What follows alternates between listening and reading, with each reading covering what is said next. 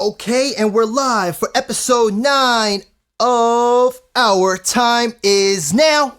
Ladies and gentlemen, I got a homeboy coming on the show today. One of my childhood friends, go by the name of Tree J, a.k.a. TJ the Roadstar Rhoden. That's a nickname I gave him back in the day. And here we are for Our Time Is Now, episode 9, for the first official Wrestling with Time, WWT, episode 1. And the only way to get that started off right is with a little bit of bang bang. I'm on my Cactus Jack. You know what I'm saying? And today's show is sponsored to you by El Segundo, Steve Austin's Broken Skull IPA. Now give me a hell yeah, and there's only one way you can set off a podcast of wrestling without mentioning the GOAT. Stone Cold Steve Austin 316 says I just whipped your ass. Let me tell you, I've been looking for these everywhere. I ain't found them.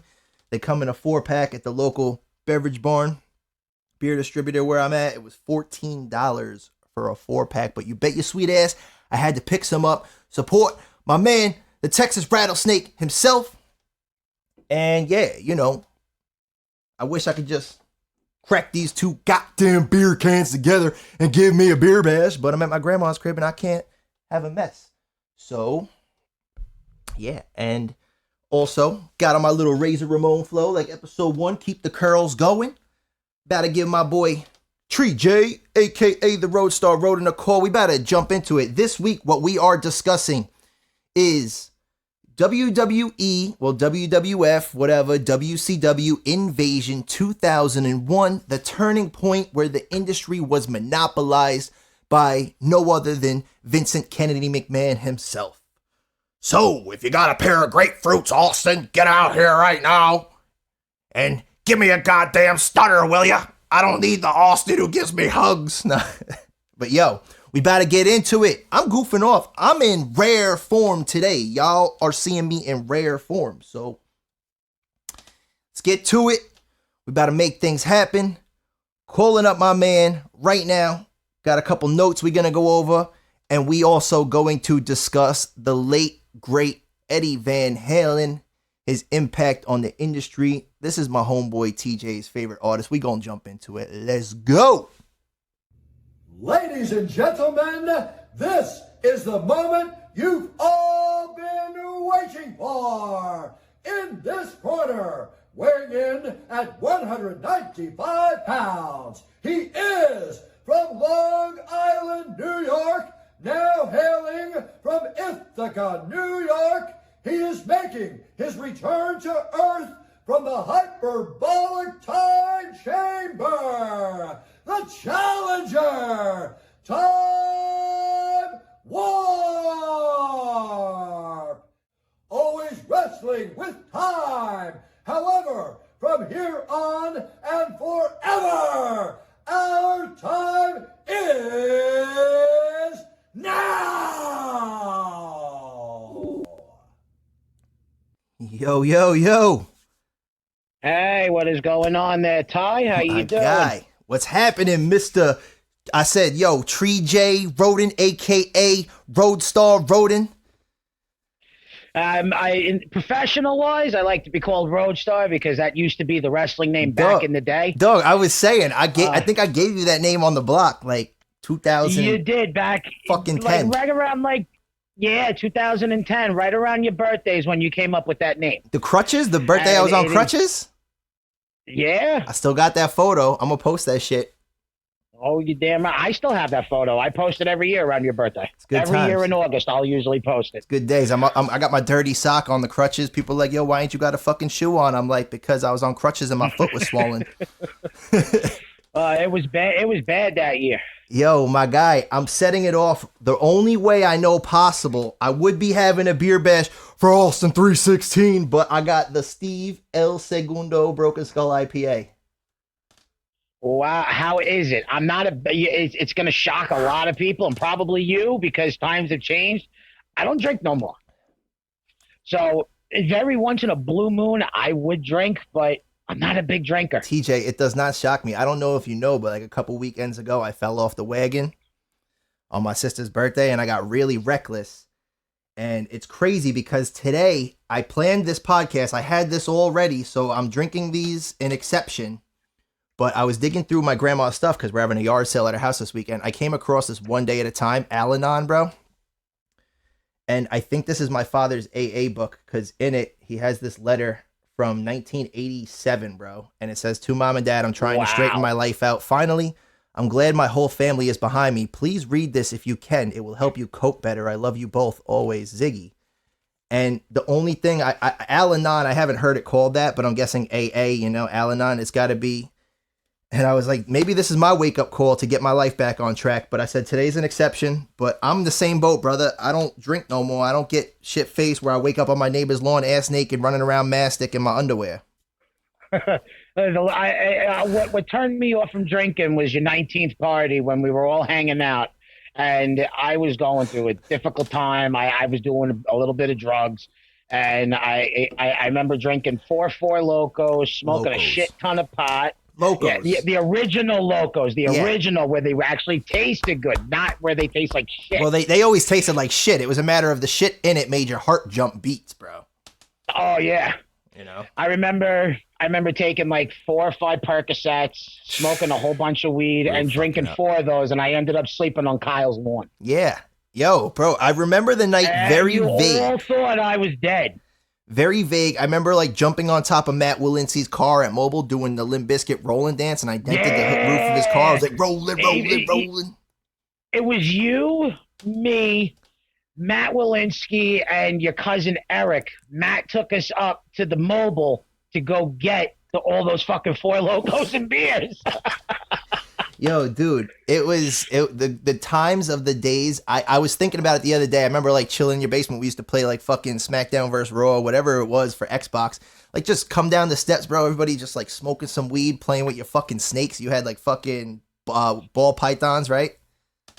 Yeah, my mom still has all the fucking snakes to this day. Still same ones? Same my mom snakes? also same snakes. Yeah, reptiles last long.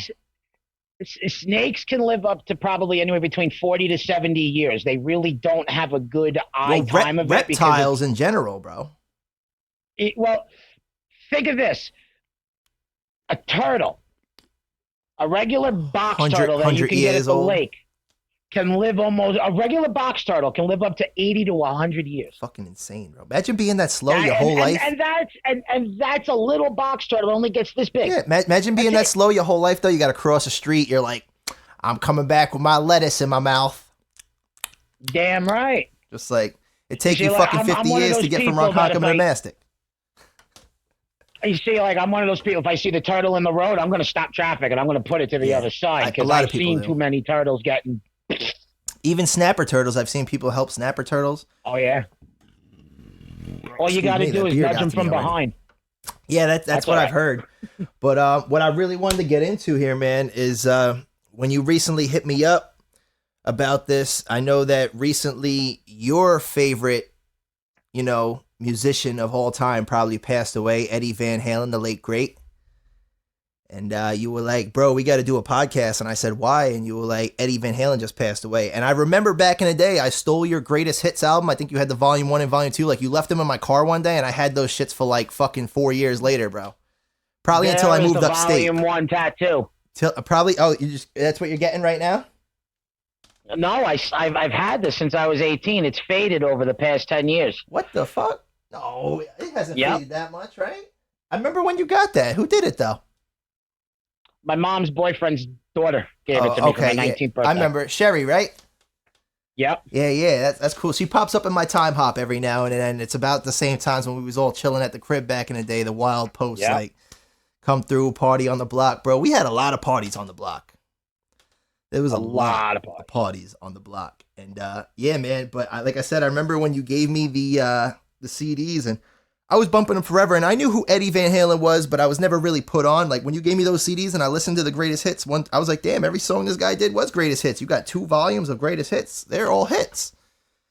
And every single one. He's not for on those everybody, but albums just were even only the ones that they my played on the favorite, radio. my favorite, since we're a wrestling podcast, Ready to Rumble, Running with the Devil, and fucking David That's a good Arquette and Sean, I forget his name. They're fucking singing with the nuns in the minivan on the way to visit Sal Bandini or some shit. Sal Bandini, you want to wrestle? So, I just want to throw a couple of facts at you because not a lot of people know this. I watched a video from Gene Simmons from 1985 Okay.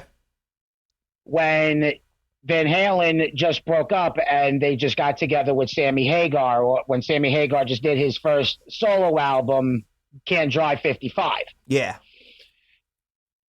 Gene Simmons and Ace Frehley from Kiss were the ones who founded Van Halen.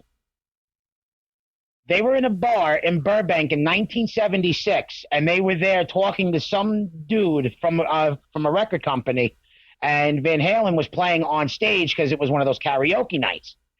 So at the end of their first song, Gene asked them to talk with them. Ever since then, that's when Van Halen was thrown into the public. Aha. All right. Kiss found Van Halen. Van Halen wasn't found by a record company. They were founded by the legendary band Kiss. I had no idea. And my friend Nico, I don't know if you ever met my friend Nico from that I grew up in elementary school with, and his dad was a huge Kiss fan, like Kiss memorabilia. He was a drummer, loved Kiss. And I actually wound up going to one of Kiss's tours with my boy Steve, and it was, I think, Kiss and Motley Crue one year. And it was at Jones Beach, 2012. Was it Motley Crue? I think it was Motley Crue. And it was probably during Motley Crue's last couple of runs. Yeah, and I saw Motley Crue twice. I saw them with Poison, Motley Crue and Never Poison. got to see him. And I saw them with Kiss. And at Jones Beach, it was like, it started to rain towards the end of the show. And of course, they're doing rock and roll all night. And they're like, you think we're going to stop here? We're going to run it back one more time. And they did the whole song. And then they did the rock and roll all night, like the hook for 10 minutes straight while it's downpouring rain. Either you're sipping your beer and you're chilling in your poncho, or you're leaving Jones Beach to get to your car and be like, oh my God, I can't rock and roll all night. Like, how about the Super Bowl when Prince played? I haven't watched football in so long, bro. I don't even remember. That was a year or two, I think, before. I was so drunk during every Super Bowl, dude. I don't remember any of them except Janet Jackson's tits in 4th grade before I drank. Hey, Justin Timberlake got to grab him first. Yeah, that's what I'm saying, man. JT, man, I'm hating on you, brother. So, what was I going to say? Talking about kissing. Prince. Prince back did the Super Bowl a few years ago, and when he did the Super Bowl, it started to rain, and he ended up doing his song "Purple Rain." In the rain, brilliant. In the rain, and it was so cool that they had the stage all LED'd out in purple, so as even the stadium up above, as it's raining, you're seeing purple rain come down with the rain in it, so the lights has the water strobe reflecting. So it's an actual authentic feeling of the song. I'm gonna have to Google it because Purple Rain was created for the movie that he did, Purple Rain. Yeah. Well, I don't know if you're noticing, I'm rocking my Bang Bang Cactus Jack, and it's also the anniversary edition to Ashley Massaro. Yes, it is. This was the one that fellow Long Islander. Yeah, Mick Foley put it up on Twitter, and it was like helping all the proceeds got an autograph. I got an autograph card from him, and all the proceeds helped her go to college, her daughter's college funds, tuition, and stuff for the future. God rest her soul, but that was crazy news because I remember when she was from Long Island, she was doing the Diva search back in the day, and she threw her phone number on TV, and it was like 516 area code. 2003, 2004. Bro. I was 12, 13 years old. I'm like writing that shit down. Like, yo, I got to call her, right? But you know how busy that damn hotline was if it was her real phone, bro? Well, a little secret. During 2002 to 2003, I wasn't a big wrestling fan. I kind of got out of it. Bro, we both phased out of it. Me and you were always on the old shit. You know, like we did get out of it. I go to my aunt's one year for Christmas. Guess who is the next door neighbor? And they lived in Selden. Who? Ashley Massaro. No shit. That's dope. No shit. I got to meet her before she was even in the WWE. Yeah, before the Diva Search type shit. She used to babysit my cousin. Cool shit. Yeah. And since you mentioned Mick Foley, I myself Bang bang. Three faces of three Foley. faces of Foley. Know it. And if you check out my Facebook profile, Tree J Roden, you can go through my profile pictures and you can see me inside of Mick Foley's house because I used to work on his house. Excuse me. I think I remember you told me that. You know who else had a story like that? Mick Foley was such a great guy because Dave Stretz, bro, when he had like that tumor on his neck, we were in like middle school or high school. It might have been 7th, 8th grade, but you know Dave Stretz, right? No. You remember Greg Cabela? Castro? Mm-hmm. Well, Dave was friends with them. If you see his face, you might remember, but he had a tumor. He was out of school a lot. I went to elementary school with him, so I know, but like in 7th grade, 6th, 7th, 8th grade, like he was out of school a lot because he had this big growth here. He was in the hospital, and Mick Foley happened to be in the hospital, like visiting, I think, his son or somebody for something going that day. So he visited Dave in his hotel room, in his hospital room. And Dave was talking to him. Dave actually got to go over and hang out with his son Dewey. Like he's got pictures like chilling on his couch. I wound up meeting Mick Foley at an ROH event at Sports Plus about a year into Dave's treatment. Like him and Dave were cool at this point already. And I met Mick Foley. I got his autograph and I got pictures with him. And I was like, do you know Dave Stretz? And he goes, yeah, I'm actually going to a book signing in Riverhead shortly after this. And Dave's going to meet me there. And I thought that was cool as shit. I'm like, yo, here's a dude that Dave met in the hospital and you built this relationship with this outstanding guy. Read Have a Nice Day, his book. I just started reading it. Like, I didn't realize he went to Cortland. Like, he was going to Binghamton. That's up by me, bro. I'm by Ithaca. Like, he was bussing up. Like, stand-up dude, Mick Foley, bro. There's one of a kind that come along in a lifetime. He is one of working for him in his house and actually getting to know him for over 3.5 years. He is probably one of the nicest guys you will ever meet in the wrestling 100%. business. He doesn't curse. He doesn't. I'm being honest with you. Here's where you're gonna you know how you're gonna hate him now. Agree to disagree. He does send a lot of messages towards your boy Trump though, and I know you're a fucking Trump trained fucking fanatic. Well, personal opinion when it comes to politics. I'm not a big politic guy. Me personally. If you're my friend, you're Democrat, your view is your view. That's how it should be, bro. That's where the fucking world is going wrong, is they want to live in a non-binary society when everything is left, right, Republican, Democrat, love, hate, hot or not, hot or flop, whatever. We're Americans. That's it, bro. American. If we're together united. You know what I mean? Exactly. But I agree with you on that 100%. This side should be fighting with this side.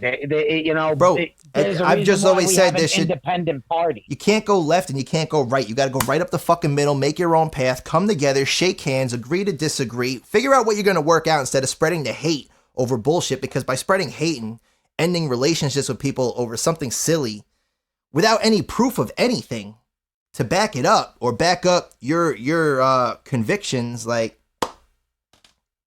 what are you going to do, bro? You're going to accuse people of something and not even know the truth or not because it gets you the attention. It brings you into the spotlight, makes you look like a good person. You're holier than thou. Fuck out of here, bro. We're all people. We need to work together. Community is the most important pillar in the world. I support what I support, and that's it. Everybody has their views. As long as you can get along, y'all can get along. I hear you. I'm just messing with you because I did see him post. He posts a lot of Mr. President things, and I'm like, but it's dope, bro, that you can build a relationship with this guy. You have no idea. My car, I own 20 Trump flags. I drive around all day in Long Island with my Trump flags hanging out of my car. I see you. I like it. You got the power tie shirt on.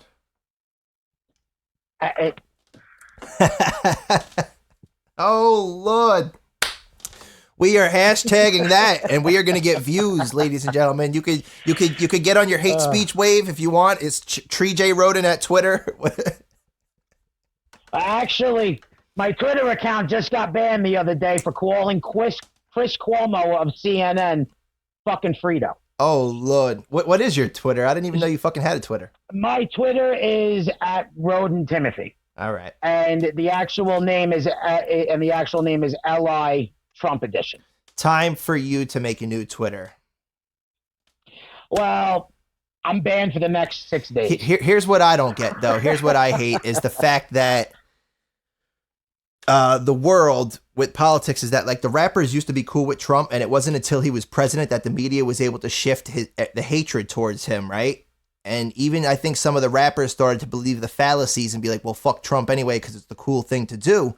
When in reality, Joe Biden said a shitload of racist shit in the past, and people are like, oh, well, now he's cool because they say he's cool. And it's like, okay, well, Trump's racist and Joe Biden's racist, but you're like, well, I'm going to take this racist over this racist. That makes fucking sense. Like, if you're going to hate both motherfuckers for being racist, you hate them both. Well, a tiger doesn't change his stripes. You know what I mean? Like, if you're a racist, you're probably a racist for life, unless you get older and you get to a stage of regret. But you usually don't wind up cool and then go racist later in life. It doesn't work that way. Yeah. It doesn't work like I'm friends with everybody. Now I hate everybody. It's usually I hate everybody and I pretend to love everybody, but I still hate everybody. You know, like, whatever. But that's just my logic. But what the fuck do I know? I'm just a podcast and rap and talk and shit. Smacking, fucking, don't even know what I'm going to say next. It's just fucking diarrhea of the mouth. It's just coming out, bro. That's all it. Right, bro. Bro, like your boy fucking Long Island Iced Z. Vinny Russo. Oh. No, Vinny Russo. Vinny Russo, who sits in Denver, California. Colorado. Who the fuck likes is to smoke his weed. Who the fuck is Vinny Russo? Oh, Russo. Vince Yeah, Russo? yeah. Fuck that guy, bro. I hate that guy. Yeah, one of the biggest liars in the professional wrestling business. But you know who I really hate, bro? I appreciate his art. He takes the credit for the Montreal Screwjob, which we now know because of Viceland's Beyond, the Dark Side of the Ring. Yeah. Which we finally know that it was Jim Cornette's idea for the Montreal Screwjob. Which brings me to my next thing. I hate that motherfucker too, bro. I love his work. He's just annoying. I love Jim. Annoying. I love Jim as a manager and as a wrestling talent. Genius. As a person, annoying as he's fuck. A little screwed up. I just heard his promos and I'm just like, shut up, Jim. But then I've heard promos that I'm like, all right, you go, Jim. But I'm just like, it's like a love-hate. Like, I love Jim Cornette. He is a genius. I will never take away his ability to run a show and do what he's got to do to make things happen. But when I see him give promos sometimes, I'm like, I just want to punch you in the face. You want to see his best stuff, go to WWE's network and look up Smoky Mountain Wrestling. I watched it. And look at the ones where he is New Jack's manager. New Jack is crazy.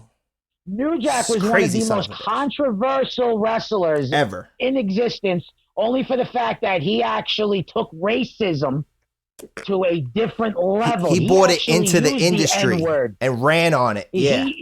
He used the N-word in the industry. He used the white boy versus the black boy racism on there. And I can tell you one promo off the top of my head that he did. He was facing the Rock and Roll Express in Smoky Mountain Wrestling, and he comes down and says that, the Rock and Roll Express, calling us some chicken seed, homegrown seed spitting N-words. We're like, no. It was like, he had a bag of cotton while he was doing the promo. He sat there and he goes, and we don't pick cotton. He threw the cotton up in the air, and his tag team partner picked it up and started dying laughing in the middle of the ring, started blowing it all over the place. He doesn't get enough credit for what he's done in the industry, bro. And I watched the Dark Side of the Ring with him, and he's a crazy son of a bitch. But at the same time, it's what brings the views in, and he's basing it on reality. Because as much as we want to think it doesn't happen in the world, it's been there, dude. It's been there. It's been in history, written and erased. He told New Jack when he went out there for his first promo, he said, we're in the South. They don't like black people. Use that to your advantage. He became one of the most hated black people wrestlers in the South. There was people that wanted to murder him, bro. all the way up until ECW, where he was able to take his talent to ECW and turn that New Jack character even more crazier. Bro, 'Cause now people he can wanted use to really weapons. lynch him, bro. There was like real fans who would like Yes. wait outside venues to like try to lynch dude, I'm sure, you know? Like, Yes. I think that's what they Jim were saying in Cornette Dark Side of the said Ring a was story- it got violent some nights, bro, with him there because of the Jim shit he Cornette stirred said on up. one of his stories, on one of his podcasts, he told a story that the same story with New Jack and the Rock and Roll Express. When the Rock and Roll Express and they were leaving, the crowd was so bad outside of the stadium that the Rock and Roll Express actually almost had to plow through the crowd to let New Jack and his partner through. get into their car and leave. Yeah.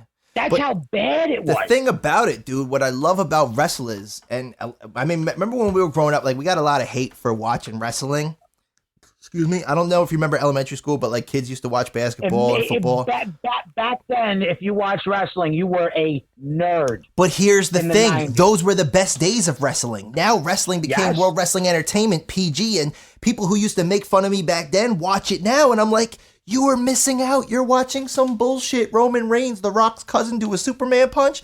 You don't remember fucking none of the DX, like Suck It, the butt chops, the bra and panties matches, all the shit that fucking they used to do back in the day, It's funny bro. how you say bra and panties match because today's topic Is there is a bra and panties match. bro, in there. yo, let's kind of start to segue into that because we're gonna discuss. I think that was a perfect segue. I mentioned on the introduction that we were going to be discussing the 2001 Invasion. And when I contacted you the other day at the park, I said, yo, I want to do Invasion. And the reason why is because we're at this turning point in wrestling history again, where it used to be WCW versus WWE, the Monday Night Wars for supremacy. And Vince McMahon came and crushed And he conquered and he took WCW and ran it into the ground. I took WCW. Squeezed the life out of him and I just fucked him with my fist.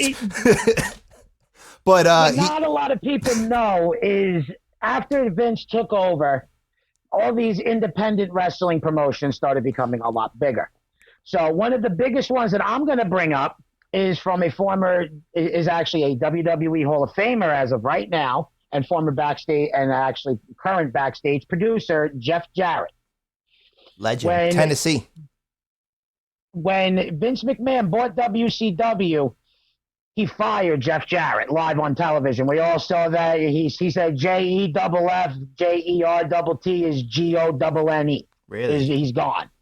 Yes. Okay, I didn't know. So a year later, I was kind of wondering where he went. Jeff He did the TNA. Jeff Jarrett and his father created TNA, which is technically, and it's still, now it's considered Impact Wrestling. Yeah, I've now seen it. because now it's owned by Sami Callihan and Don I watch it Callis. for free sometimes on Pluto TV.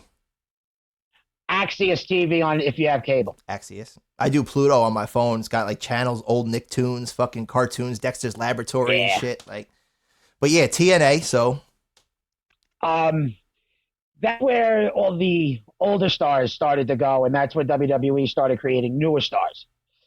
well, you're right because Sting right. went, Flair went, Hogan went, Angle went. Yep. I mean, the Everybody top went. talent, which is crazy because like Vince was kind of getting a monopoly on the industry at this point. Like TNA did break through, That's but why when TNA got their first pay-per-view in 2003, it started their World Heavyweight Championship match was a former WWE talent known as K Quick, I know who is now Get today's rowdy. R-Truth. He was always K Quick though in WWE too. He was getting Yep. rowdy. Yep. Doing moves. But when he came back in Low down 08, dirty ass sleazy. Hey, sucking when tags. he came back in 08, he came under the name of R-Truth. Yeah. Now in TNA, he changed his name to Ron the Truth Killing. Yeah, Ron Killings. Well, I He think that was the first WWE superstar to become a TNA world champion. which pisses me Besides off that Jeff it took Jarrett. which pisses me off that it took so long for him to get over because that dude is one of the top talents that WWE has today, especially with the 24/7 title. I don't know if he's still doing that. I haven't watched it in a while, but he's still doing that, and he's the most entertaining draw they have. So they should have put that guy over a long time ago, and he's been busting his ass for at least, I know, 15, maybe close to 20 years in this industry. I don't know. I remember watching him like early days, though, like you said, K Quick when he was first coming out, bro.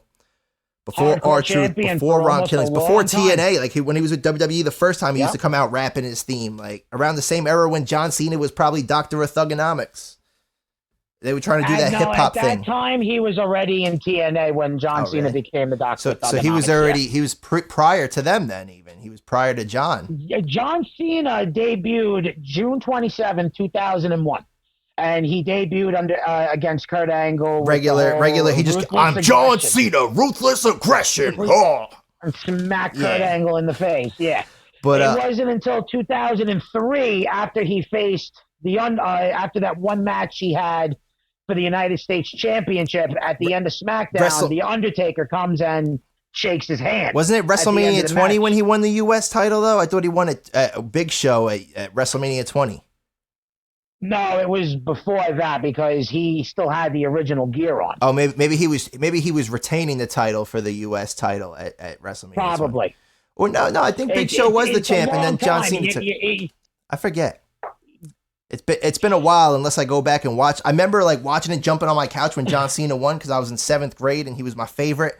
And Undertaker made his return after being buried alive by Kane that year, and it was like the dead man was back, and it was like fucking wrestling's great again, boys. It was like 04, 03, some shit, 03, 04. 03, right after WrestleMania 19, when Brock Lesnar beat Kurt Angle for the Which WWE we are going to title. get on here and discuss, I think, WrestleMania 17, but I was at Grandma's doing a yard sale, so I didn't really have time to watch, and WrestleMania is a long pay-per-view, you know, I didn't have a chance to watch it. Yeah, it's over 3 to 4 hours. Yeah, this was 2 and 40, 2.5, a little over 2.5 hours, but back to that, like I said, like this was when Vince kind of monopolized the company and monopolized the industry. I mean, and aside from TNA, like they didn't get the recognition they deserved. For 19 years, WWE has pretty much had it on lock, grown as WWE Entertainment. And this was the first thing we've seen in the wrestling world where it was like this until last year when AEW broke onto the scene with Chris Jericho. Like you said, a lot of old stars went to TNA. Same thing. And Tony Khan did a brilliant job with this by bringing Chris Jericho on board because now he just had his 30th anniversary. Dude's a fucking genius, musician, travels the world. The charisma's off the charts. Fellow Long Islander as well. Is he really? Manhasset, Long Island. His father played for the New York Rangers in the 70s as the goalie. I thought Winnipeg. Was he born in Canada and then moved here? He was born in Canada, but he lived his first 10 years here in Long Island. So shit. technically, he is considered a Long Islander. He is technically, I think, probably the greatest of all time. And Without a doubt, I'll explain including why. for his age. I'll explain why later, but let's jump into it because we set off this pay-per-view with opener is JR said, "The future of sports entertainment." And I wonder if he ever realized that he'd be involved nearly 20 years later still. And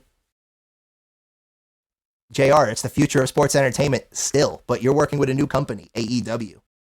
And I mean, Well, by God, let me tell you something. It's a slobber knocker. that's just how we open the segment. But then we go to Edge and Christian to set it off versus the Coalition, the Canadians. I'd say it was an intense Storm and match. Mike Awesome. Yeah, Mike Awesome. I'd say it was an intense match, but I mean, you know, Edge and Christian and Storm are no joke. Mike Awesome is good, but he didn't really last on the scene that long. Mike Awesome was a ECW star. Okay. He should have never left ECW. He was known as one of the greatest ECW champions next to Johnny Grunge. He is one of the best ECW champions. I love how actually Christian with the spear, it was a power bomb, and then Yes, Christian with the hit spear. the spear. And I was like, Christian holy hit the shit, bro, spear that's Edge. And I was like, brotherly love, the Brood, bro, stand together. Yep. Our second match, I was not a fan of. We had the referee from WCW. We had Nick Patrick versus Earl Hebner. Major Corny as 30-year shit, bro. tenure. Corny as shit. But I honestly felt like the Iron Sheik and fucking Nikola Koloff fucking created this match because it was just a bunch of you know, I've done professional wrestling. Did you see Earl Hebner's spears, dude? It was like a shoulder charge, like he was Bobby Boucher. It was a flying shoulder. But you got to spear, think, yeah. how old was Earl Hebner when he had this match? And you got to give the dude credit just for doing it, you know? Well, hold on. Now, here's a conspiracy I'm going to throw in there. Remember, Earl Hebner had a brother. I had no idea. And both of them were referees for the WWE. Okay. So both of them used to do what the Bella Twins do now is called Twin Magic. Roll in and out. So roll in and out. So how do we know that was Earl and not his brother? You're right. Because they're twins. They look identical. Well, here's why I thought it was corny, because you got two referees wrestling each other. When refs are, no offense, And it ends up turning into a lumberjack match. refs are super pussies, bro. They get smacked in the face and they're laid out for 10 fucking minutes. You do a fucking move to them in the game and they're out for like 20 years. You hit them with a chair and they're like, I'm going to lay here for 10 years. So, I mean, refs are pussies. And I mean, you're slapped and you're laid out, bro. Like, what are you doing? So the best part, what I thought, the way how they ended the match, because it sucks so bad, is that Mick Foley had to come down and tell the WCW referees to get out of there once they started beating up Earl Hebner. And then at the end, Earl Hebner hits Nick Patrick with the shoulder tackle and then pins him. And then at the end, Mick Foley pulls out Mr. Sacco and puts it down WCW's throat. I think that was the best way to end that, because it was horrible. I think Mick This Foley... whole pay-per-view was garbage in general. No. I disagree, because Mick Foley for the ref, I was dead, and, you know, like, it was kind of corny shit, but, like, with that weird-ass clothesline spear, like, it was bowling shoe ugly, as JR called the match. He literally quoted, "That was bowling shoe ugly." I don't know if it was the spear or the match or whatever, but it was It's like one or the putting other. lipstick on a pig and telling it to go dance. And then when Earl Hebner got out the ring, dude, no offense to the LGBT community, I'm going to get a lot of smoke for this, but it looked like they were having a gay sauna celebration holding up the ref, holding up Earl, like they were trying to hold him up. And it looked like, oh, we're all sweaty old men, like, whatever. Exactly what happened when Triple H broke his quadriceps and both the referees are dragging him up the ramp. I mean, yo, Mick Foley was giving Nick the dirty laundry when he pulled out Sacco, man. He was letting that shit all air out. Mr. Sacco is let me tell you something. The guy who spends 8 hours in a wrestling ring and jumping around all day, you know he's keeping that sock ready for whoever's going down its throat. Yo, the attendance after we came back from break from that match, it was like 17,964 in attendance, whether it's bullshit or whatever. It was Cleveland, Ohio.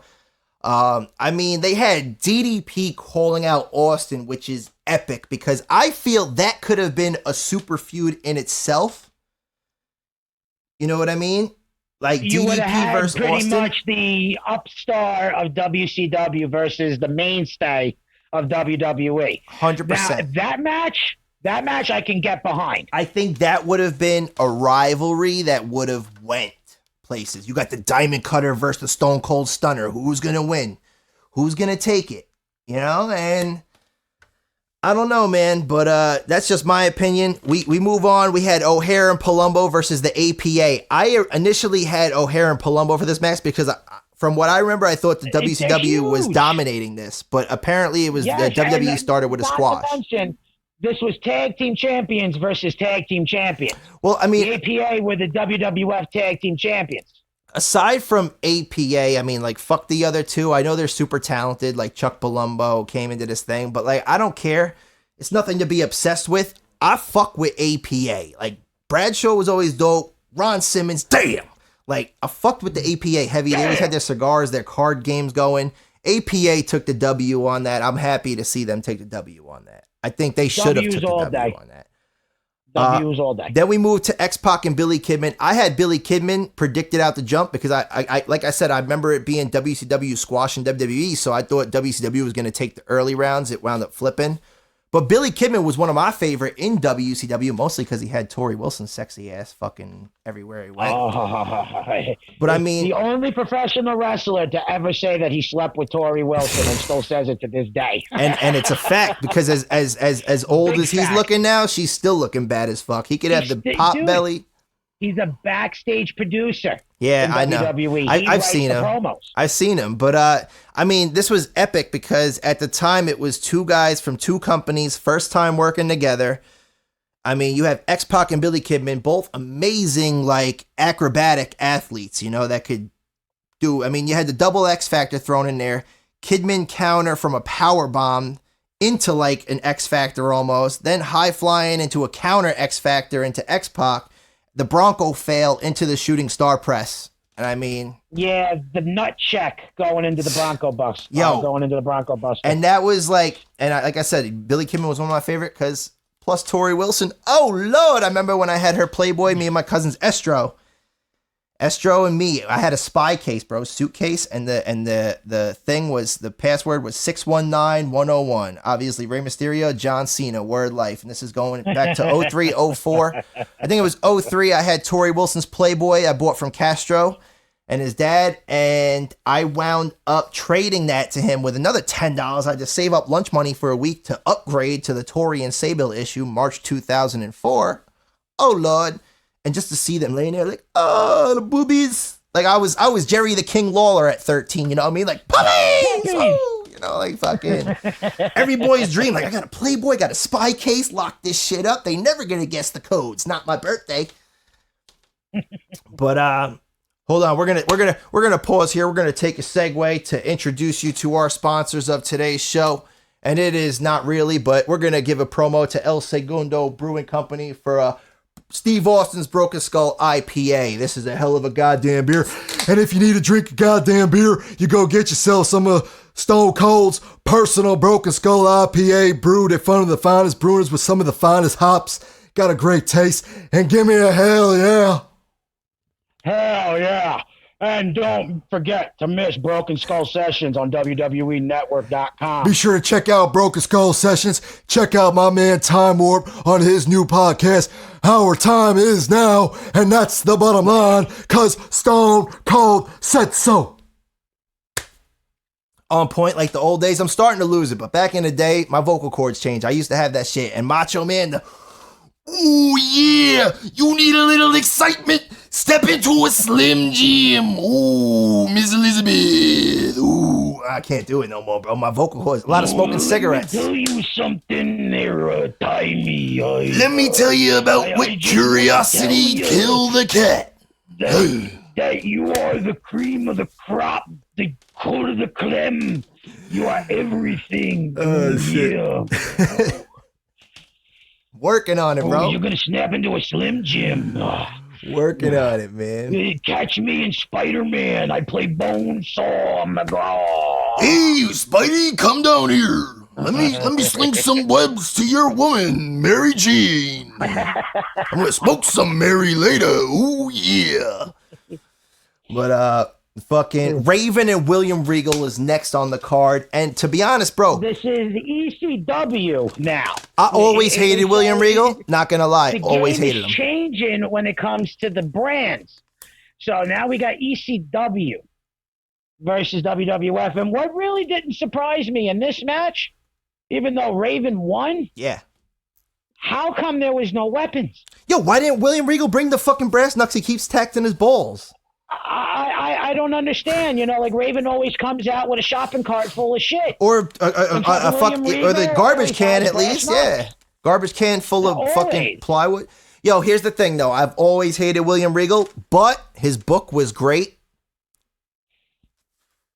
I don't know if you ever read it. I do not remember what the title is called, but I read his book. I bought it on Kindle, and I read that shit. And aside from hating him, in the ring and doing his whole gimmick, the book was enlightening because it taught him about his earlier years and how he built a wrestling ring in his backyard with like plywood and bed sheets and shit, and that's how he practiced. So he hustled his ass off to get to where he was. He grinded, and it just gave me a respect for the man outside the business, because we see people on the screen and you tend to hate him, but then you love him behind the scenes. Like, I hate John Cena because he's a goody-goody. He just wrote a child's book. He signed it. And I seen the ad pop up on Facebook, and I'm like, man, I always hated this guy on TV, except when he was Thugonomics. I loved him. But later on, as he became more kid-friendly, I was like, I always hated him, but this guy is a fucking genuine golden dude. They do not cut them from the same cloth as that man anymore, you know? What the company did with John Cena, they turned him into the modern-day Hulk Hogan. But he's a very good businessman, American flag, and he does it because he yellow. genuinely wants to do it, though, bro. Like, it's not because, like, the industry told him to do it. It was because he said, yeah, I'm going to be successful doing this, but I want to do it. Like Make-A-Wish record setter for Make-A-Wish Foundation. Over 500 something Make-A-Wishes. Last time I checked, probably 1,000 now. Do you know that in every WWE event, and I've been to 5 in the past 3 years, there is always a "Let's go Cena, Cena sucks" chant, even when he's not there. Because you love to hate him, bro. Okay? You hate him or love him. He is what I got to see him at the Hall of Fame where he got the induction, where he inducted the kid for the cancer or whatnot. I got to see him for that, and for the first 10-15 minutes when he came out, we were chanting, "Let's go Cena! Cena sucks!" for the entire time. Yeah, that he was out, and he sat there and he ate it up, and he loved it because that's the energy that, yes, in professional wrestling, he is known as, we want him to turn heel. We want him to be the bad guy again. But I love when he did that return of standard, Thugonomics for whatever he did when he came out against Elias. That was great. That was hilarious. That was great. Hilarious. When he returned it for The Rock in 11, I wasn't too happy about it for the fact that he was The Rock. so rusty. Yeah. No, he was rusty. Yeah. It took him, and if you watch it live, Cena was rusty. Thugonomic Cena. Yeah, Cena thrashing on The Rock. Mm-hmm. It's a live Monday Night Raw thing. Look it up, and you see how rusty he is. Yeah. The first 5 minutes of his promo, he sucks. And at the end, he ramps it up and gets better. So it was a return to something that he probably might have not wanted did, but he went through with it.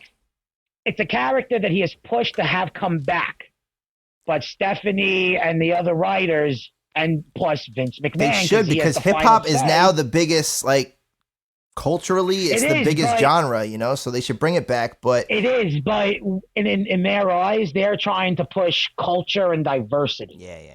But it is diverse. Watch Vince McMahon in Beyond the Mat. He says it perfectly. We make movies. Yeah.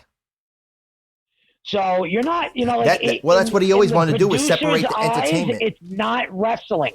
It's a 2 to 3 hour movie that you get to watch for free.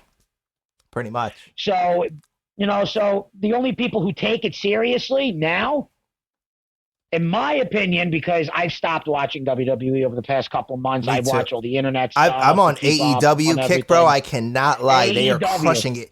And here's what I love, and I wanted to do this podcast months ago, bro, but I had so many scheduled up, and I didn't know if I was going to do 2, break them up, whatever, but AEW actually was the first ones who had the actual talent come out during this COVID and support their peers and colleagues by cheering. WWE just had the announcers in an empty arena.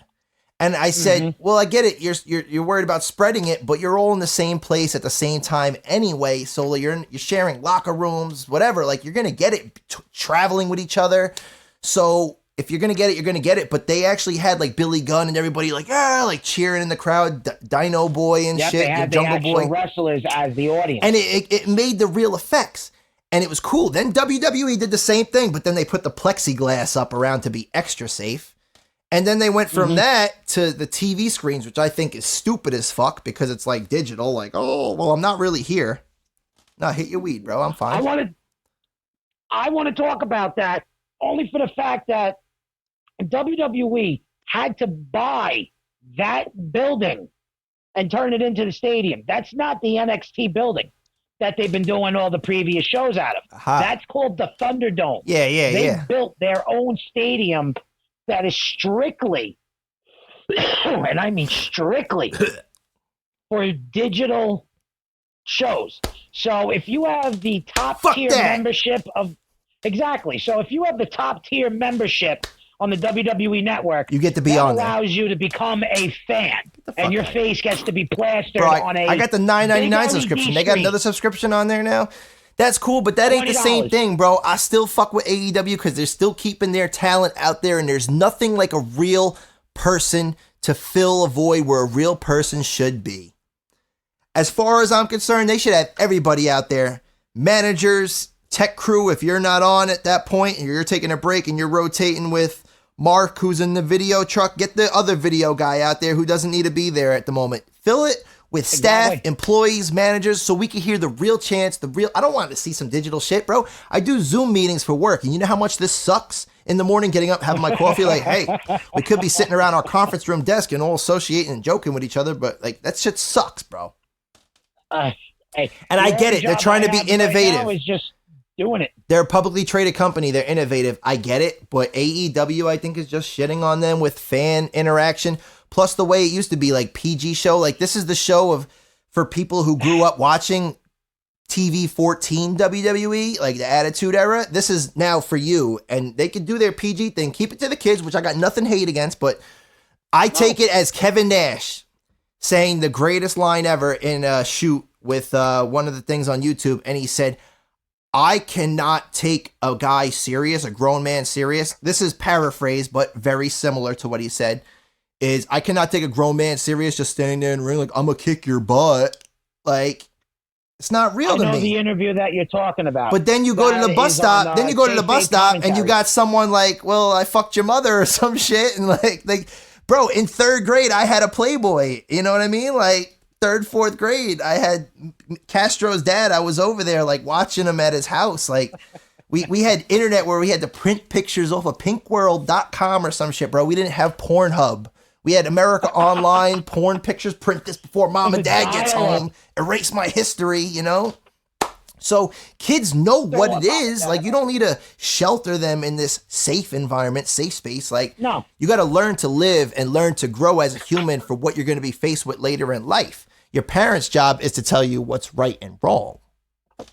So, like, that's how I look at it, is kids are going to know, bro. They learn from their peers in school. Like, we don't know what other kids go through at home, you know? So, I mean, Castro's dad was a city cop. He had Playboys. They sat next to the toilet. We viewed Playboys. That's what the fuck we did.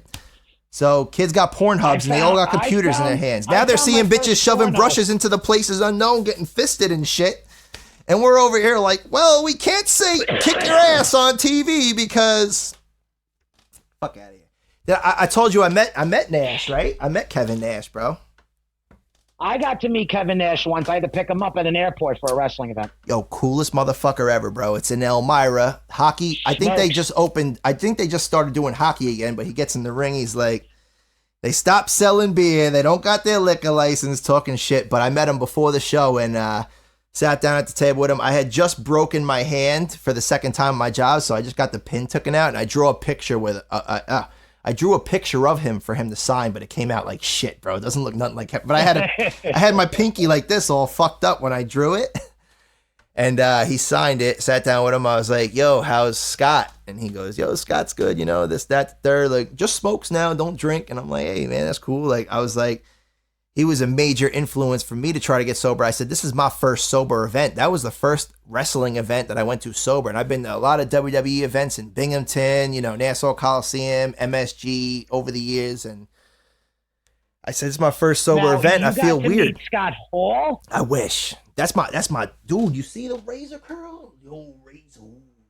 But nah. But so I was talking to him about that, and he goes, he goes, he's cool, whatever. Give him the little wolf pack thing, take a photo, go to the next thing. And I bought second row seats, me and my mom. I took my mom, and we're sitting there, and all of a sudden, like, he starts to get up now, and he's about to go backstage. And you know how they do it in the small arena. So he's walking past, and I was videotaping. I was like, yo, now that's what I wanted, bro. I wanted to see your height. Like, sitting in the chair is cool, but, like, I wanted to see your height. Like, I'm a tall Viking. I'm 6'2", 6 some shit, 6'1", 6'2", whatever, 3 maybe, I don't know. But I want to see your height. So a dude was like, I'll take your picture, and I like stood next to him. He had his little bottle of wine. He was going back to sip his little wine, and he put his hand like he's like, all right, put his hand like right on the back of my neck, like choke slam like this, bro, and his hand like wrapped around like half my neck, and I was just like, I was standing next to him, and I'm like, there's not too many dudes that can make me look short. But Kevin Nash can make me look short. And let me tell you, dude, as much heat as he gets in the industry for being the way he did what was best for business, best for his family, did everything he had to do. That dude is the most chillest, down-to-earth human being. If you respect somebody, they will respect you back, and that is bottom line. And for me to go there and tell him, like, yo, this is my first sober event, do that, chill. And then even though I already paid for the meet and greet, for him to do this, like, little extra thing outside of the money that they always say he was greedy for. They always say, oh, yeah. Well, I just walked up, yo, that's what I want, the height. All right, let's take another pic. Stand next to me then. What's up? You know, like, that was stand-up shit. Scott Steiner, I saw Big Papa Pump. I saw Sabu. I never got to meet Sabu. I was supposed to go to an event where he was there. Papa Never got Pump, to meet Papa him. He Pump was ended up definitely calling hitting out. on my mom. Papa Pump like came down the ring. I was like, he gave me a pound it like when he was coming down. Weird. It's not weird. It's big. It's fucking Scott Steiner. He's a weird person. Oh yeah, 100%. He's a genetic weird freak. person in real life. His He's charisma was insane. Always on the mic, and also though, but like I said, he saw my mom there, and it was like me and my mom. He knows that it's not my girlfriend. She's clearly older, probably around his age. And he was just like, "Hey, what's up, doll?" Like he gave her like a dap, and I got it on video, and I was like, "Yeah, ma, you just got big Papa Pump dapped up." You know? Like, maybe you didn't say doll, but it was something like that. Like, hey, babe, hey, sweetie, something like that. You know, I was like, oh, you hitting on my mom, you fucked. Do I got to put you in the Steiner recliner, put your ass to sleep? But nah, fuck it. They were all cool dudes, and these are legends who set who paved the way, dude. You know what I mean? And they both get a bad rep in the industry.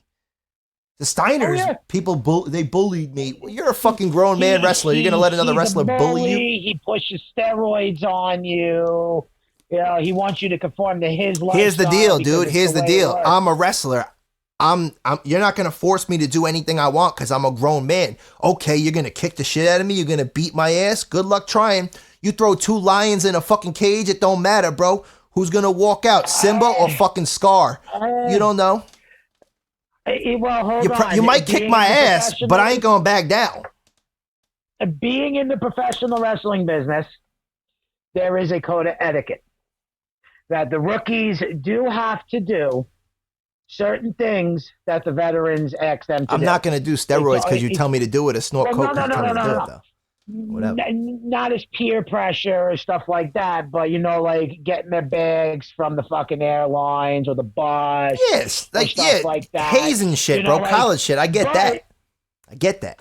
That's everywhere. I'm gonna tell you a fucked up story, which is gonna lead us back into the pay-per-view because it does involve a couple of the guys. It was Kevin Nash, Scott Hall, and X-Pac, and they were in the bar. On the side, on the other end of the bar. Now this is back in pre WCW days. You know, back when the whole NWO was big. This was back in the early 90s. The Smoking Guns and, what was it, Road Dogg, who at the time was Jeff Jarrett's... Billy Gunn. The roadie. Yeah. They were at the other end of the bar having drinks. So, since Kevin Nash, X-Pac, and Scott Hall, they were the clique, so they were the veterans, they were sending them drinks. So, back then, the rookies had to send them back drinks. And then the rookies had to pay for it. So they would send them shots of Jack, and they would have to send them back shots of Jack. Finally, a half hour into the whole drinking and everything, because they must have did like 4 or 5 rounds, Kevin Nash and Scott Hall tipped the waitress like $100 and tell her every time they send us our drinks, you just give us Diet Coke and water. To make it look like these motherfuckers drunk, but that was the ribbon shit, bro. Yeah, that's cool though. That I'm not worried about. Fucking with you, that wise, you got to do. That's cool, but we did that shit, bro, in high school. I made Rob Cosidente sit on a fucking milk carton on his brand new Islanders hoodie. You know what he did? He got up and threw the shit out. And he's like, my mom paid $80 for that, bro. And now I feel guilty. So what did my bitch ass do? I go, you're my best friend. I go in, take it out the trash for you. And everybody thinks I'm a garbage picker. But you know what? I don't give a fuck what any of these motherfuckers think because they ain't going to be around in 15, 20 years. He still is to this day one of my best friends. And I went in and said, I felt bad I did that. But it was funny as shit. Make you sit on milk in front of the whole cafeteria. Ha ha. Me, Phil Francavilla, laughing at his bitch ass. Like me and Phil are laughing, bro. Rob went, he got a tray. We took a chocolate milk, put it underneath his hoodie. This motherfucker came, sat down, starts eating his mozzarella sticks, whatever it is. Me and Phil just laughing. Phil's face is turning red. Rob's like, what, guys? What's so fucking funny? Why are you guys laughing so? You fucking assholes. He just slammed his fucking hands down, stood up, lifted his hoodie up, bro, and there was a chocolate milk crushed under his hoodie. His ass was getting wet. He's like, you guys are assholes. Threw his fucking hoodie out, bro. I felt so bad I had to get it. Oh, the poor kid. I was like, I'll wash it for you. But you know how fucking funny that was in the moment, bro? Middle school, 8th grade. What are you, 13, 14, 15 years old? Testosterone just pumping. Like, I'm going to roast this motherfucker. That stuff is cool, bro. Ribbing like that is cool. Yeah. But you're not going to threaten me to do drugs or shoot up or buy shit no. from you because I'll fuck you up. And if I get fucked up, oh well. A lot of the guys who do the steroids, they're just a bunch of talk because they lost their ability to actually throw their hand and actually really fucking defend themselves That's long time ago. Bro, but Scott, I'm not going to lie, though. Steiner was funny as shit. That's it. Steiner was funny as shit. He faced this like little nerdy guy, bro. They brought it through the crowd, and then like he kicked him in the balls at one point, and he's like, "Ref, I got it on video. Ref, he kicked me in the balls. Kick me in the balls, ref." But he put him in the Steiner recliner for the 1, 2, 3. Beetlejuice that did that to him? I wish. What happened? Wasn't that Beetlejuice that did that to him? I don't know. I when Nash came out, Nash had just had the knee surgery, so he was there more for appearance because he couldn't wrestle. Yeah, I wish I could have seen a couple of those big boots and those fucking knees in the turnbuckle, those heavy knees. But he came out, like I said, he chilled, he was hanging out, and it was just there to see him, to hear the NWO music play, bro, and I'm right here by the barricades, second row, and just see him walk. It was like, I could never afford these seats if it was WCW or WWF back in the day, but just seeing it now makes up for my childhood. Giving a pound to Big Papa Pump as he comes down, you know? I got to meet Bret Hart in person right here in Long Island, actually about Bret 5 Hart's minutes cool. away from my house. I met Kane at Nassau Coliseum in 3rd grade, and I got a picture of him shaking my hand, and my hand is like taken over by his hand, because in 3rd grade, my hand was like this big. He's like shaking my hand. Now, was that Kane masked or Kane no mask? Masked Kane. Okay. Yeah, bro, I'm talking 3rd grade. I was 97. Oh, 3rd grade. That's the 90s. 98, That's 99, some shit, you know, like 3rd grade. So like, but yo, speaking of Kane, bro, we're gonna move into this 6-man tag. Big Show, Billy Gunn versus Albert versus Sean Stasiak, Chris Kanyon, and Hugh Morris, who are 3 athletes I could really care less about. Hugh Morris, I did watch WCW like on the network, and he's funny. He used to be the WWE trainer. His real name is Bill DeMott. It is, okay, because I like the name Hugh Morris, like it's humorous. And in WCW, he was known as Huge Erection. Well, he's probably one of the only ones I care about on that team, and I thought WCW was going to win because it was a squash, and apparently I was right. It was a stolen victory. They did win. Yep. I forget what happened, but they did win. Sean Stasiak hits Billy Gunn with the inverted DDT, and Hugh Morris picks up the pin. This guy knows, bro. I was watching it like when I was like 2 a.m, bro. I'm watching it, and I'm like, let me just take notes. But so the inaugural ball. So here we bring it. Hold on. We got another match. I don't want to leave this guy out. He's actually in my family tree. Wait, who? The next match is Taz from ECW. Oh shit! No, we have a couple. Tajiri. Yo, we have a lot more matches. My fault. I put away the other. You're right. Taz versus Tajiri. I had Taz picked. Tajiri wins.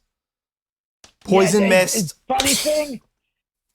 Taz, he has his own podcast. I watch it. Yeah, I do too.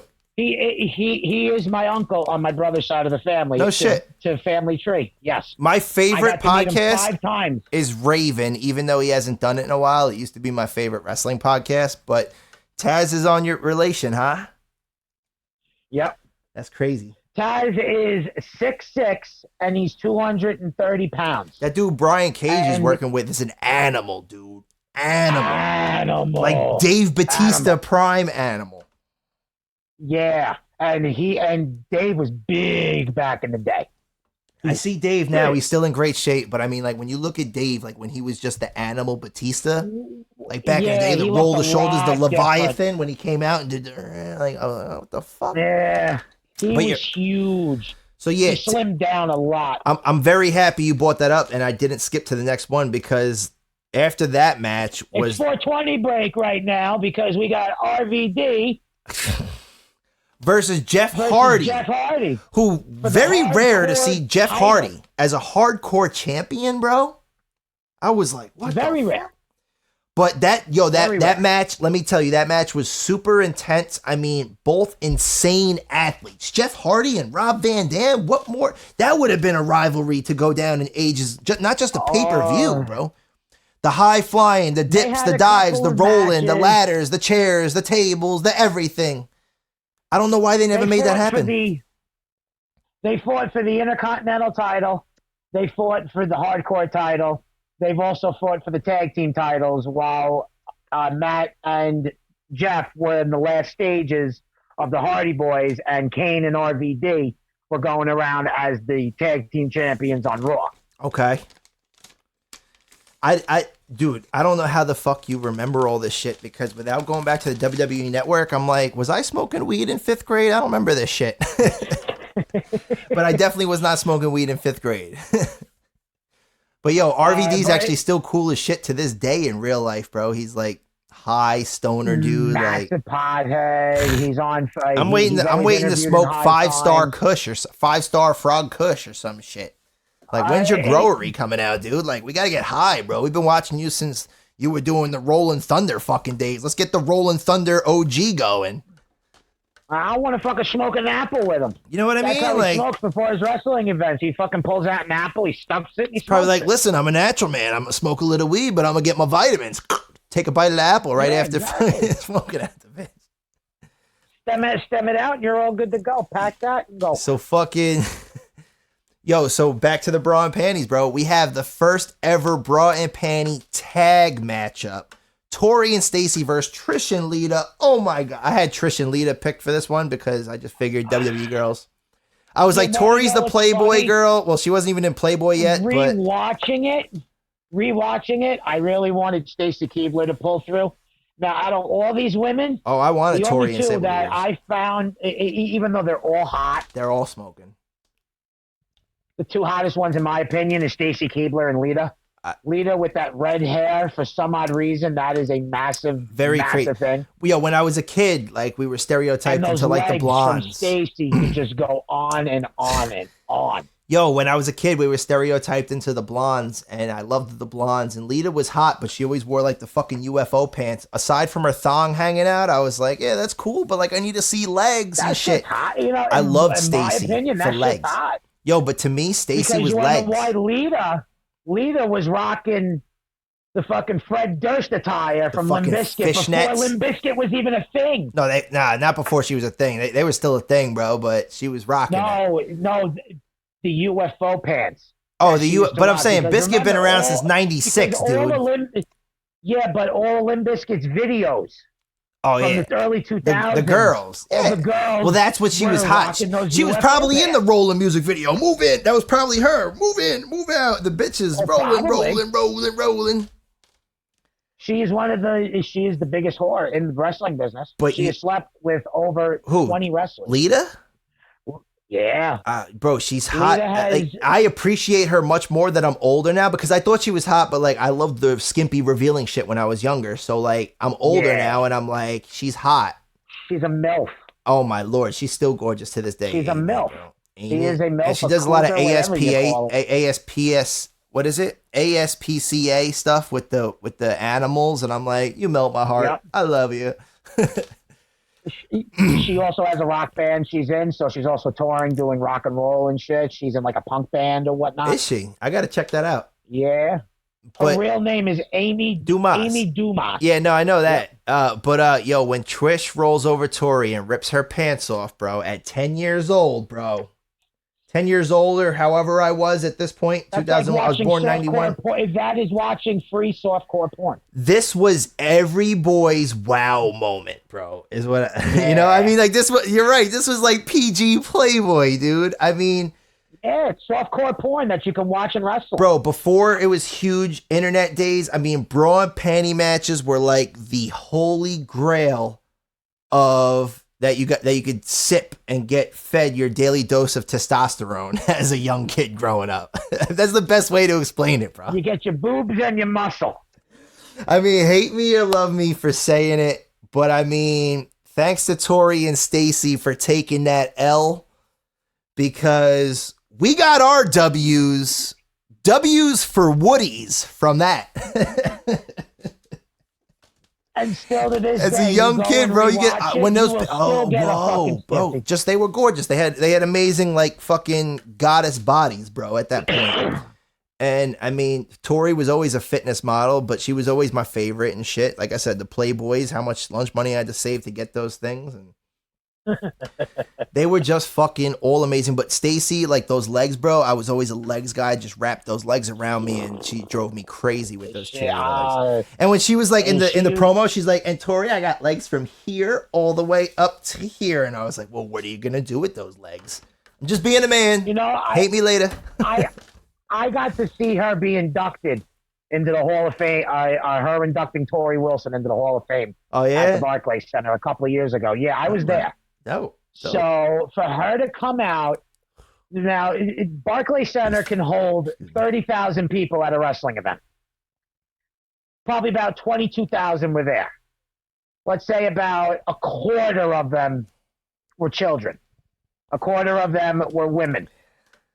50% are men over the age of 25 and know who all these wrestlers are. Oh yeah. Stacy Keibler comes out to induct Tori Wilson into the Hall of Fame.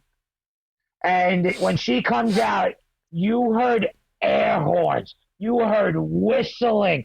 You heard legs. Cat calls, all that shit. That's all you heard around the entire arena. And when she started talking, everybody started shouting, "Lift up your dress! Lift up your dress!" Because she was wearing this. She's got legs. She knows how to use them. Now just show them to us. Dude, she had this dress that went down and followed about 6 to 8 inches behind her. And we're all chanting, "Lift up your dress," so we can look at the legs. Damn right, bro. That's how I would be too. And to this day, she still looks hot as hell. Bro, she's a mom now, and I see her on Instagram, and I'm like, oh, Lord. Oh, Lordy, girl, you was fine. Like, hey, listen, I know you were hot as shit, and you had guys throwing at you back in the day, throwing themselves at you, but, like, now that you're older and you probably don't have a lot of guys throwing at you, like, can I make up for, like, the little 13-year-old horn dog boy that I was growing up? Like, I like MILFs. I love MILFs. You're a mom. That's cool. I want to be a dad. Like, what's up? I always had this fascination when I was to make it big into the WWE. I would get to meet some of the women that I've always had to fantasize about. And one of them was Mickie James. And still to this day, even though she's 44, she's a mom and everything, bro, she is. Trish Stratus got to be older than her, though. Trish Stratus got to be older than her. Trish Stratus is 46, 47. Oh, okay, so they're close in age, but they're both hot. She's still in good shape. Yeah, all the old women are. Oh, yeah. All the old women are. Gail Kim. Gail Kim wrestles in Impact. And like Gail Kim, her breasts are, surgical and stuff, but everything else on her body is real. Yeah. Most of them are now, but they're all bad. Yeah, no, they still look fucking good as hell. The only girl who looks shit is Sunny. I seen interviews, and even now she was very much before my time. Like, she was with Shawn Michaels in the earlier days, so like early 90s. When she was like 22, 23, and we were only like still 3 or cute. 4. She was very cute, and excuse me, and she does like porn now or something, right? Is that right? She's in jail right now, but is she really?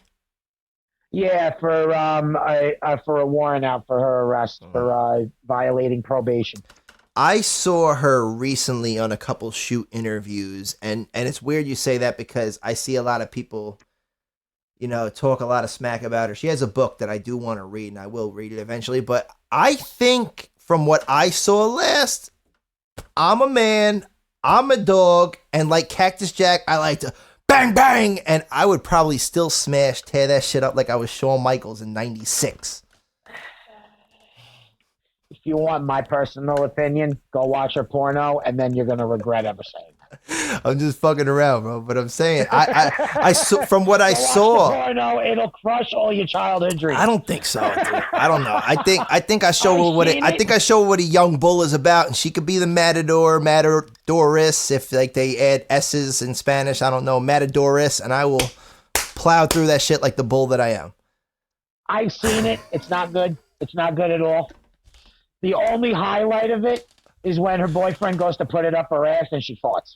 That's the highlight of the fucking video. Yeah, well, here's the thing, bro. Because You get a good laugh out of it. China's sex tape wasn't good either. Like One Night in China, like I wasn't a huge Which fan one? of it. Like her and X-Pac, the whole fucking thing. I guess I don't know. The first one, the original horrible. one. Yeah, horrible. Yeah, but it was a sex tape, and like, dude, here's the thing. Like, sometimes when you're on camera, all drugged up. They were on cocaine. yeah, but I don't know if you've ever, fucking tried to weed. like make a sex tape with your girlfriend or anything. But like, when you're I'm on gonna keep camera, this closed. when you're on camera, like I'm a performer and I love to perform, but on camera it's weird because like it's like I'm being watched. So like it's not in your natural habitat. There he goes. But it's not in your natural habitat, you know what I mean? Like, you're not just taking them down because you want to take them down. Your animal instinct is kicking in. Like, when you're taking them down on animal instinct, it's going down. When you got people watching or a camera watching, you're like, kind of like, am I doing this right? Everything's got to be perfect? Like, you're under the spotlight now, so it's got to be like, oh, you might fuck up and do some shit wrong, and oh, I can't change it, and anxiety. But, like, when I'm just smashing that pussy in the bed, bro, we going, but I'm on camera, not raw, like I'm still rap it, but like raw, like in the moment, just go for it. Versus like, oh shit, like there's a guy with a camera over there taping me. Am I good? Is this okay? Like, you're thinking too much, bro, and that's not what sex is. Sex is animalistic. It's an animal instinct.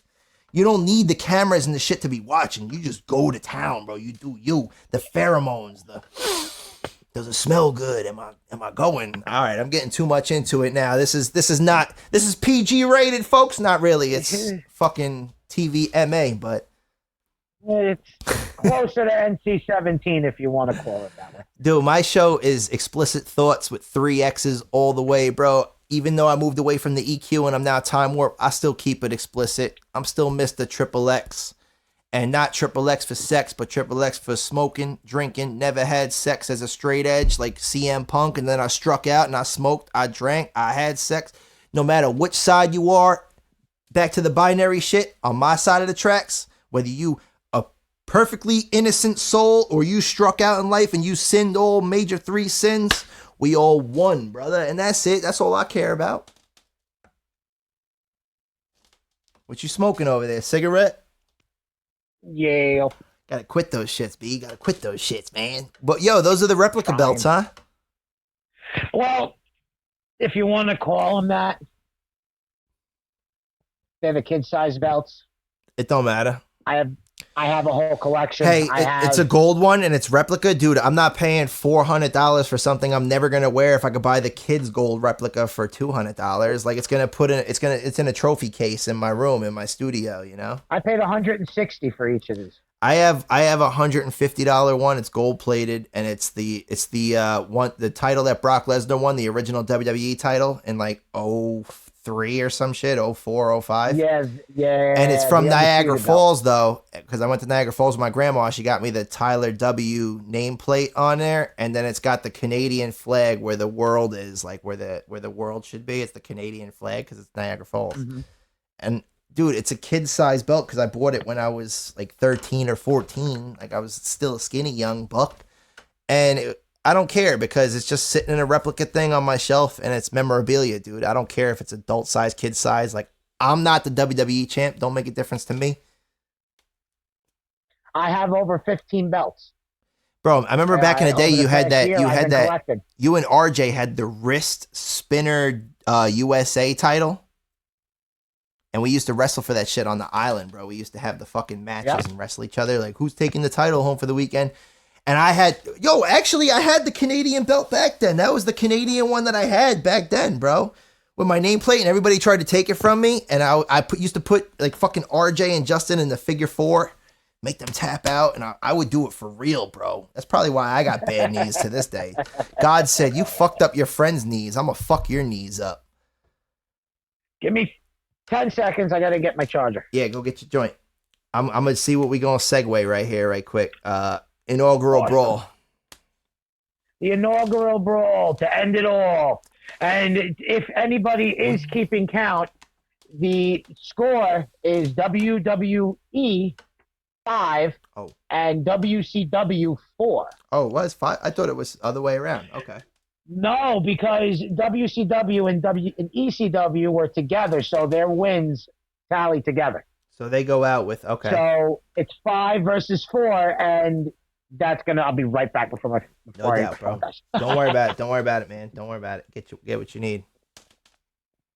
We gonna jump into this right here. That was super fast, bro. I was literally like gonna like start talking shit into the camera, and I was like, he's already back.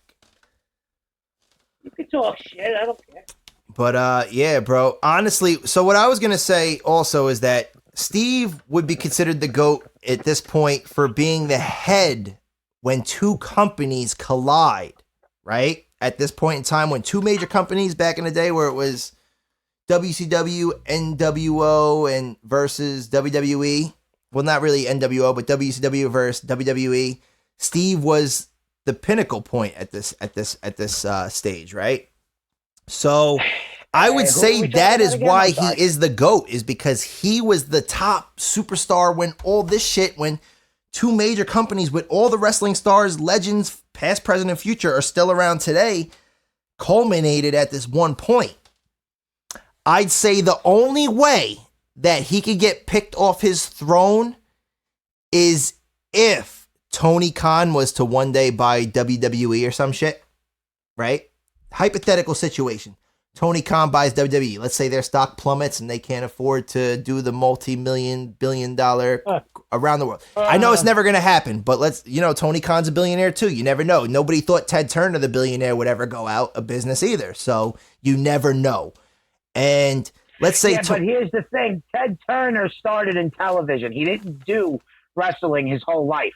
I know. That is. But he was still a huge wrestling fan, as Vince would say. Yeah, but being a wrestling fan and living in the business and with the trends are two totally different things. Which you're right. Tony Khan's family owns the Jacksonville Jaguars, and he's a fan. So he's a fan, but the company is ran by professional wrestlers that have been in it for more than 10 to 30 years. They're doing the Dusty Rhodes approach.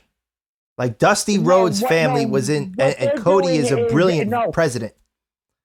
What they're doing is a updated version of Eric Bischoff with Ted Turner.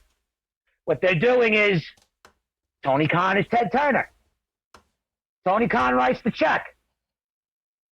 They can do whatever they want, but Tony Khan actually has say in what goes on with where the money's being spent. So he's giving them creative control, which WWE initially gave and then took away. Creative control. Yeah. They have all creative control. Tony Khan signs the checks, but he designates where the money goes, how they're doing it, and the whole 9 yards. I think is great though, because he has confidence. Ted Turner never did that. Ted Turner just loved it so much. He was like, "There's $1 billion check. Do what you want to do." That's what ran Ted Turner out of business. He was just signing checks, as opposed to Khan is actually looking into it. He's actually asking, where the fuck is his money here's going? the thing, is WWE, dude, has become so gimmicky, and that's what they tried to get away from initially, was they were trying to get away from the superstars and heroes and gimmicks and the chainsaw guy and the clowns and the whatever, so let them be themselves. That's where Attitude Era kicks in. So AEW is picking up where Attitude Era left off and Attitude Era left in the dust, because Attitude Era got back to the gimmicks of who's the good guy, who's the bad guy, whatever, without giving them creative control, where AEW is given creative control. So he's signing the checks, but he's entrusting like guys like Jericho, Cody Rhodes, like the rest of them, like Lance Archer and Jake the Snake and all these guys, to go out there and be able to be like, we know what's best for business and we're going to make this happen the way we've always done it. And that's how it should be. As opposed to you telling them what they're scripted, what they got to say, how they got to say it, when they got to say it. Let them go out and work off each other's energy and kind of do like an improv thing that works best to make each other look good. And I think that's what AEW is doing right. Let me tell you something, baby. This is the dream Dusty Rhodes. Let me know, baby. That's pretty good. Very, very, very, very happy with what my son Cody is doing over there. Cody is doing a fantastic job. Yo, that's awesome. Thank God he's not wearing no polka dot. Because if he was wearing them polka dots, he would rock them just like his father would and make $1 billion out of them. Yo, Dusty, one of the greats. Rest in peace to Dusty Rhodes. But I'll tell you what, there's nothing that he didn't do in this industry that his sons did not learn from him, obviously. They picked up a lot. I raised two hell of a boys. They know what they're doing. Yo, they know what they're doing. They know how to do it. And this industry is in their fucking blood. Dustin and Cody, both of them. Fucking genius. And I don't think the company, they have Chris Jericho. And you know, you got a lot of other great guys in there, like the Young Bucks, and I'm not taking away from any of the talent, but I'm saying to be led by guys like Chris Jericho, obviously, who was one of the big spokesperson who came over, but to be led by guys like Cody Rhodes and Dusty Rhodes, it runs in their blood, brother. I don't think it's going to get any better than that. It's the best guidance you could get. They love the industry. Years when I was younger, I used to think Goldust was a weirdo, and then as I grew older and I seen him for who he was and the person he was, I said, this guy is a genius. He's been around this long, bro. We talk about Chris Jericho being around 30 years, dude. There's not too many Dusty Rhodes out there. Cody's still fairly new, you know, but Dustin... Cody's been around since 2008. I know, but how long's Dusty been around? Dusty 93, 90, 90, 88? No, I don't know. No, Dusty has been around since about, I think, like 77, 78. He's that old? Yeah, Dusty started in like 78. No, I don't mean Dusty. I mean Dustin, like Goldust. Oh, Dustin? Dustin, yeah, not Dusty. I call him Dusty because it's that, to me, that's Dusty still now. Like that's. He probably started in around 84, 85. I'm saying because he was like 93 WWE 94 when I was like 5 years old. Like I had a Flexi Bendham Goldust, and I mean he was doing that probably. Goldust came around the time Owen Hart was introduced into the company. I'm saying, so he's been around a while. Yeah, when I say Dusty, my fault for the confusion. I mean like not Dusty Rhodes, the late great, but Dusty. Like I call him Dusty because it's junior, like Dustin Rhodes though. But like he's still genius, bro, in everything he does. You know, there was a shoot where Dustin talked about something with his father and Vince McMahon, and to what he said that his father told everybody this, whoever he trained, he would tell them when I first came into the WWE, they wanted me to wear a diaper. I told them I'll put on that diaper and I'll make $1 million out of it. Then they turned to me and then they gave me polka dot, and I said I'll still wear the polka dots and I'll make $1 million out of it. Because it was in his heart, bro. That ran in his blood. He was born for this shit. When you're given something, you're supposed to run with it. That's it. You don't bitch and complain, because if you bitch and complain and you try to go against the grain, they're just going to sit you down and you ain't going to do anything. It's not even that. You go against the grain with sandpaper, it works okay. But when you go with the grain with sandpaper, smooth, baby. Smooth, baby. Well, no, not in today. But yo, and I'm starting to run out of space here on my phone and my battery going to die. So let's jump into this inaugural ball. We got DDP, Booker T. Oh, but like I was going to say, the only thing, what brings back to the beginning of this conversation is that the only way that Stone Cold's never going to go down as the greatest of all time is if Tony Khan buys the company and has Jericho be the head of it, because that's the next generational merger. Like if he had like Jericho be up there or something, that would be the only way I think Jericho would be the GOAT over Austin. Well, right now, in my opinion, Chris Jericho is the greatest of all time. Me too. He's been in the business since he's been in the business since he was 18. He's 30 fucking years, bro, of constant wrestling and touring and doing music and yeah. Last point on Jericho. When you come out to your theme song and your theme song cuts off halfway and the crowd is singing it. The entire crowd is singing it. You made it in the business as Hulk Hogan fame. Bro, there's so many. That is Hulk Hogan fame. That is being the top of the wrestling business and nobody else. There's only 4 people on the Mount Rushmore of wrestling. Hulk Hogan. Nah, I disagree. Hulk Hogan, The Rock, Stone Cold Steve Austin, and Jericho. I disagree. Because of... Now, I'm going to list why. I have it written right here, dude. We're going to get into it. But hold up. Let's get into the match first. Let's get into the match. So we got Inaugural Brawl, DDP, Booker T, Rhino, Dudley Boys versus Stone Cold, Kurt Angle, Jericho, Kane, and Taker. Now, that's every major player. I'd say the only one missing is The Rock from WWE. That is the Attitudes Era best of the best. In my opinion, that is the Mount Rushmore of WWE. Stone Cold, Kurt Angle, Jericho, Kane, and Taker. Add The Rock on there. We got another president's face added on the board. I'd say the only one you could subtract at that time period is Jericho because he's only been in for 10 years to replace him with The Rock. But since The Rock's been out for 10 plus years, I'd say add Jericho in. You got Stone Cold, Kurt Angle, Jericho, Kane, and Taker. That's the WWE Mount Rushmore. Everybody's a little debatable. I choose Jericho because he's got the charisma, and That's plus it. also 100%. He's still young. doing fucking lion salts and shit. He's young. He's young. The Rock, only for the fact that he made his career in professional wrestling, and he knew when it was time to stop. You're right, Yeah, but still, he I still give could have him kept the proper going. He credit just for it. everybody said Rock was a shitty actor, and he wound up keep going with it. But I mean, like, Hold on. now he's the highest paid actor in the world. You know what I mean? Like Him doing and Tom all the Cruise blockbusters. are the two most requested actors in Hollywood today. Who? Him and who? Tom Cruise. Yeah. Well, I'm sure Tom Cruise ain't been around a while. The two most requested actors Well, hold to up. be in their movie. Yo, we're gonna speed this up. I just want to read the rest of my notes off right quick. So Paul rides Brock's dick, and I get that because that's his major money draw. But one thing about Paul, no denying it, is he put a lot of people on. Paul Heyman from ECW. He brought the best out of his talent and getting everybody like just yelling gore at Rhino. He's like, gore, gore. And Rhino comes up, gore, gore. So, I mean, like, he brought the best out of his talent. And, I mean, Brothers of Destruction, they had the rollin', Limp Bizkit for life fan, baby. You already know. But, you know, I'm a roll for life. Austin had the Disturbed Step Up theme, which was my favorite.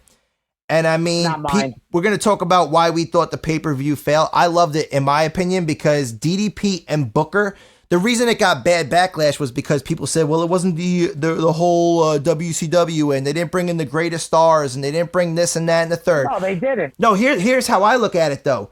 I loved it, and you said it was a fail earlier, but DDP and Booker T were WCW, bro.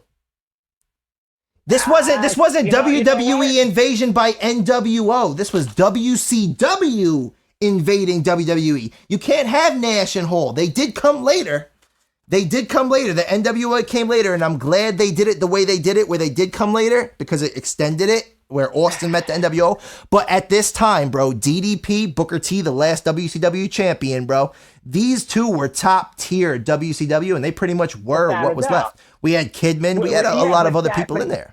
So you did have top talent. Do another video. But I think people to get into that. Yeah, but people misconstrued. People misconstrued, and they said, you know, that the whole roster wasn't there. But aside from Ric Flair, who did come later, become GM, WCW was there. NWO was to come later. And also, another segue off of that is that I'm glad they did everything the way they did it, because I wouldn't have it any other way, because as much as people complain, you're thankful to have lived it and witnessed it and see the great talents unfold the way they did. And that's what I'm about. It was one of their 5 most bought pay-per-views in the entire history. And dude, I didn't realize this was where Stone Cold traded. You know what I mean? Like, I thought like he traded and already came back. Betrayals. But we're going to jump into this. We're going to jump into this again, and we got to do Survivor Series 2001, because I was like, when the fuck did Austin come back? And it was Survivor Series. I thought he already left and came back, and Vince was like, come on, don't hug me, Steve. I need the old Austin. And then when he did that screw job at the end, I was very mad at you, Steve. I was mad enough that I wanted to crack your beer can and not drink it. I remember I was at my cousin's house. I'm watching Monday Night Raw. Dude, I had a Stone Cold hat. I threw that shit on the ground. I got up and I stomped that shit out. And my cousins were looking at me, Estro, bro. And he was like, what? And I was like, why are you doing that, bro? You stepping on your hat. I was like, Stone Cold traded them. Like, we didn't even watch the pay-per-view, bro. We didn't afford the pay-per-view. But I saw it on Raw the next day, and I was like, oh, Steve, why? You want to know what it was? They had to make it a draw because the original plans they did genius for the Invasion pay-per-view, here is what here's what the original intentions were. When they did the Invasion pay-per-view, they knew they didn't have all the correct WCW guys. They knew that, and they rushed the gun on it. What they should have done was they ended it on a tie. WCW tied with WWE. So we could extend it into ECW One Night Stand. 5-5. ECW One Night Stand coming soon. So the ECW One Night Stand didn't happen until 2005. That was 4 years later. But, oh, really? 5 years? Yeah. Oh, shit. 4 years later. Damn. So, yo, we're gonna wrap it up. One Night Stand. We're gonna wrap it up because I don't want to lose any of this, and I gotta shift around memory on my phone. But we are gonna do a Survivor Series 2001 pretty soon. We're gonna wrap up where Austin betrayed WWE and come back to that. And this is where we're gonna end it right now. Is that, you know, after DDP hit the Diamond Cup cutter and Taker came in, I don't know if you realized, but he twists his ankle and goes, oh, right, like going in. But like once Charles Robinson got that last ride, I was like, oh, that motherfucker's dead. I was like, if you get bitch slapped and you get knocked the fuck out, you're dead now. But I didn't realize this was, like I said, I didn't realize this was the Austin Screw show where he goes to WCW. And I thought like he already was at WCW and Vince was begging him to come back. But time has been so long in the past 20 years. Storyline-wise, it made no sense. In my point of view, it made no sense. Especially when he came back, he was already beating them with the pool cue and stuff. But yo, we're gonna get into it, bro. We're gonna wrap this here because my phone's gonna die, and I want to make sure it saves, buddy. All right. But yo, we're gonna wrap this here, and like I said, yo, we're coming back for the Survivor Series. Yo, we should shoot for next week or some shit. All right, you're gonna be my wrestling guy, bro. TJ, if we're gonna be co-hosting a fucking wrestling podcast, you're gonna be my wrestling guy. Salute, brother. Holla at you later. Holla at you later. And holla if you hear me. Holler if you hear me. So you heard it here, yo. We're gonna come back. We're gonna be wrapping this up and discussing this on the next WWT Wrestling with Time episode because I don't want my phone to die or run out of memory or whatever the case is, and I didn't really come prepared to go over an hour. And in HD, your gigabytes eat up when you an hour. But yo, shout out to my man Tree J Rhoden, aka TJ the Roadstar Rhoden. Thanks for coming through. We gonna discuss Survivor Series 2001, how Austin makes that return from his fall. And that's the bottom line, cause Stone Cold said so.